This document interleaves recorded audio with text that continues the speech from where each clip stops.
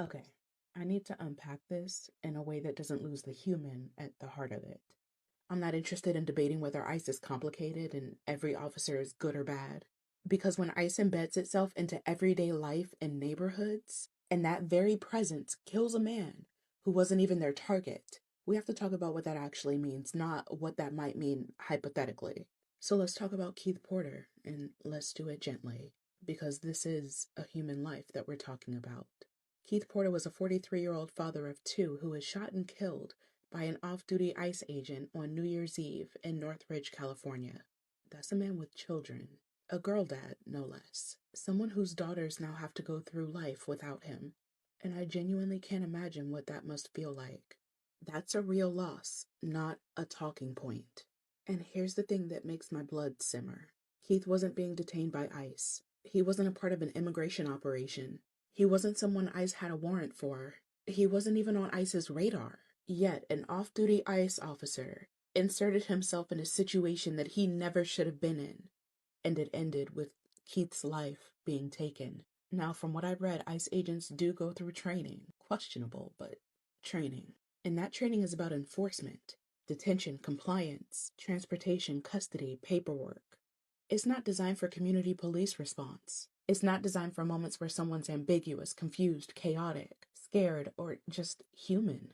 So when an ICE agent off duty decides that they're the one to respond in a moment that's not immigration enforcement context, you have a mismatch, right? You have enforcement training, not community safety training. You have authority, not discretion. You have orders and compliance, not judgment and empathy. That mismatch is deadly. And it's also why we saw the killing of Renee Nicole Good in Minneapolis, a 37-year-old mother and writer who was shot 3 times in the face by an ICE officer. That shooting has sparked nationwide protests, and local leaders called for accountability after video contradicted the official narrative. 2 different people, 2 different cities, same structural problem. Not one bad moment. A system that is built without limits or accountability, and without a real delineation from things like local law enforcement and community crisis response. And I want to be clear about something very real. I couldn't and wouldn't want to imagine what Keith's daughters are going through right now. That's not political, that is human. Whatever the legal narratives are, whatever self-defense language gets used, whatever DHS says, a father is gone. His family is grieving.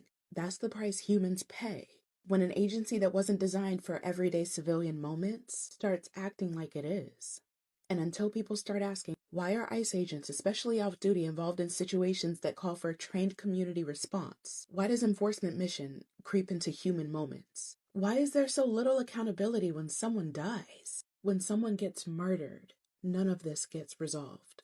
Keith didn't die because he was a threat. He died because enforcement power without proportional limits got used in a moment that it never should have been in.